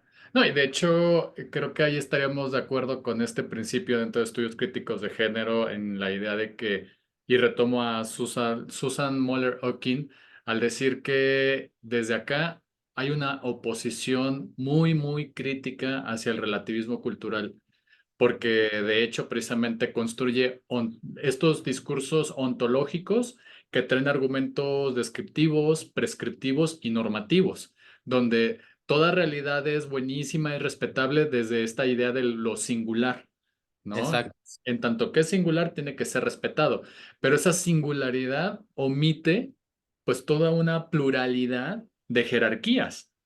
Ujú. Y entonces que psicología siempre se ha ido, o la mayor cantidad de sus producciones, desde esa argumentación ontológica, prescriptiva y normativa. Por eso se nos olvidan que hay jerarquías, que hay cuerpos que pues, son validados, ¿no? Entonces, pues ahí está. yo tengo una pregunta para el seminario. Dale, dale. La mayoría, o no sé, porque también estoy obviando, ¿son psicólogos y psicólogas? Me ¿O de qué? parece que sí, qué- porque David fue mi maestro de psicología, entonces no se puede ir diciendo que no es psicólogo, o ya no sé.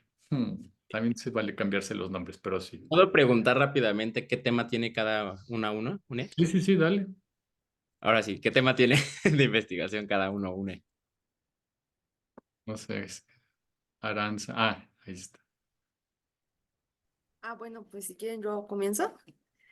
Bueno, antes de todo, muchas gracias por la exposición. Fue muy interesante lo que nos comentaste. Y bueno, mi tema va relacionado sobre prácticas de maltrato emocional infantil de madres hacia hijos, pero digamos que mi enfoque es como conocer qué es lo que hay detrás de esas prácticas. Y pues sí, considerando que la maternidad pues no es algo sencillo en donde habitamos. Ay, qué complejo. Ok, ok. Muy bien, gracias, gracias. No, pues, ay, también está muy sensible el tema, ¿no? Porque cómo cómo intentar no colocar este discurso de que las mujeres deben ser buenas por naturaleza y todo esto. Ay, no. Y que deben de querer a sus hijos. Ajá, que la maternidad es lo mejor que les podría pasar. A ver, déjame pensar. Ah, te podría funcionar una tesis que es de Brenda Magali. A ver, la tengo por aquí. Magali. Ah, perdonen que ande en No, esta fase de las recomendaciones, pero siempre soy el de los PDFs, entonces sí, por cierto, luego te voy a decir si me puedes sacar algún libro porque siempre ando ahí. También fue como base para mi tesis por el método, pero es polifonías de la no maternidad. Entonces, está muy buena su tesis, te puede servir. Y, Muchísimas gracias. y pues voy a decirlo con todas sus palabras, qué chingón tema. Felicidades. Gracias. eh, Muy bien. ¿Quién sigue? Ah, quiero escucharles. pues David ya, que es su director. Sí, ¿no? O estoy cambiando los con nomenclaturas. No, Ay, sí, de sí es. es correcto. Pues igual, gracias por la exposición muy interesante. Sí, yo soy psicólogo de formación. Ahorita estoy concluyendo poco más de la mitad de la carrera en sociología en la Facultad de Ciencias Políticas.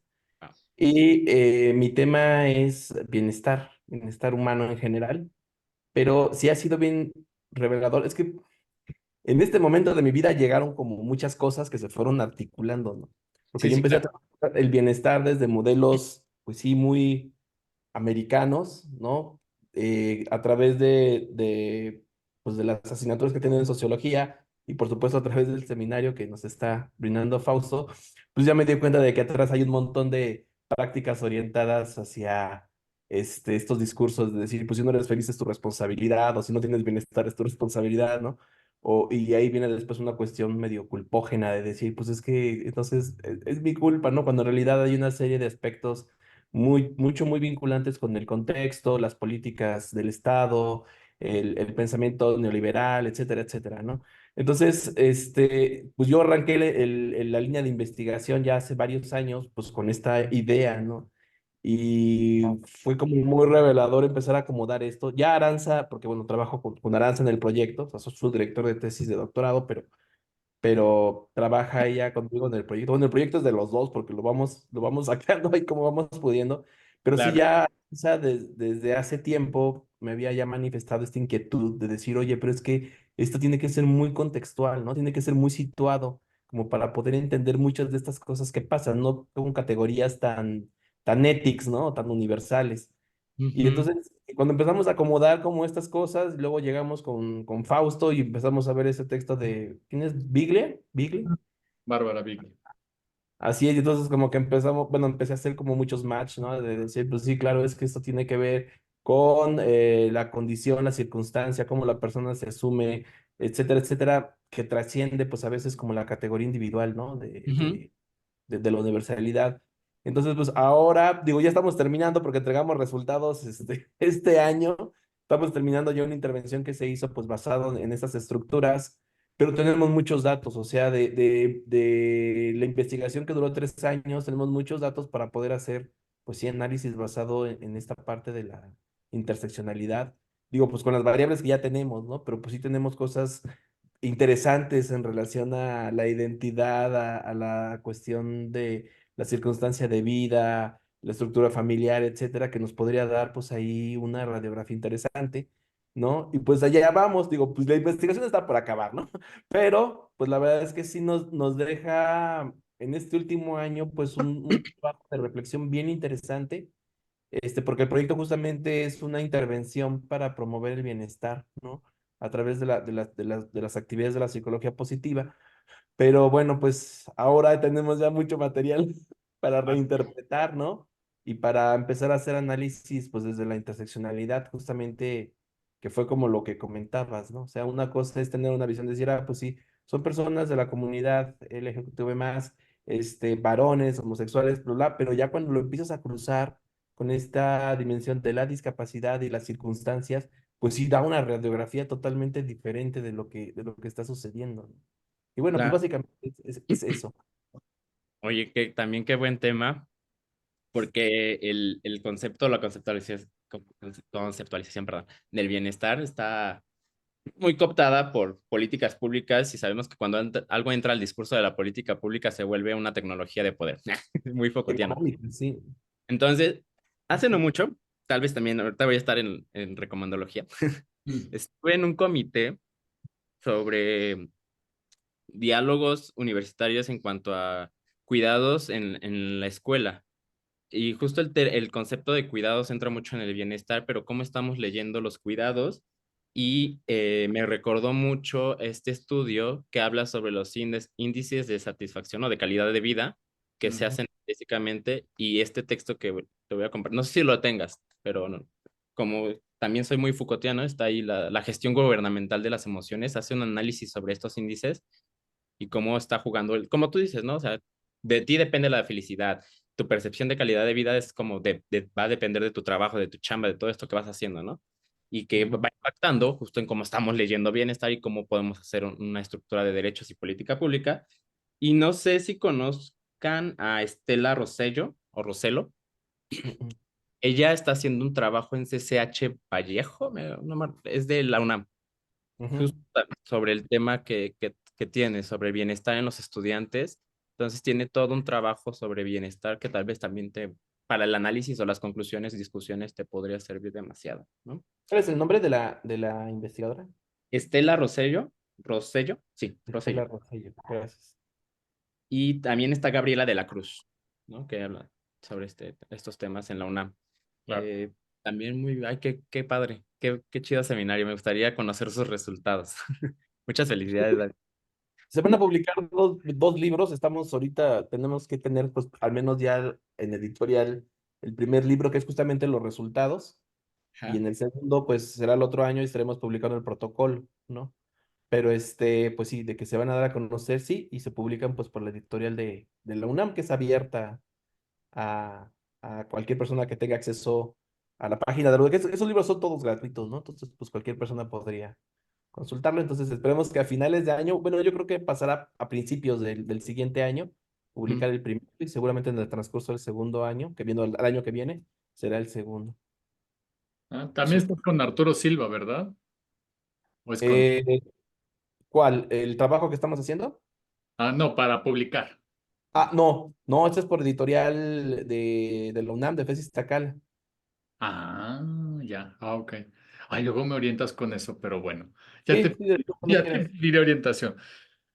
Bueno, pues ya el tiempo se nos está acabando. Entonces, pues te agradezco mucho, Lenin.